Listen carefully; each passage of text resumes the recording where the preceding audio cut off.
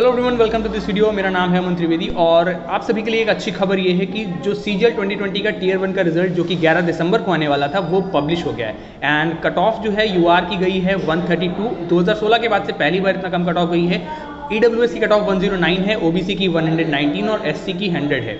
So that is a good news. और आप सभी लोग लिंक डिस्क्रिप्शन में दिया हुआ है, आप उस पर क्लिक करके अपना रिजल्ट चेक कर सकते हैं, राइटअप डाउनलोड कर सकते हैं। बाकी टेलीग्राम चैनल पे भी मैंने राइटअप डाल दिया है, वहाँ से भी आप डाउनलोड कर सकते हैं। तो अपना जल्दी से रिजल्ट चेक करिए और बताइए मुझे कि आपका सिलेक्शन हुआ या नहीं, और टीयर 2 की तैयारियों में लग जाइए। Thank you so much, have a great day.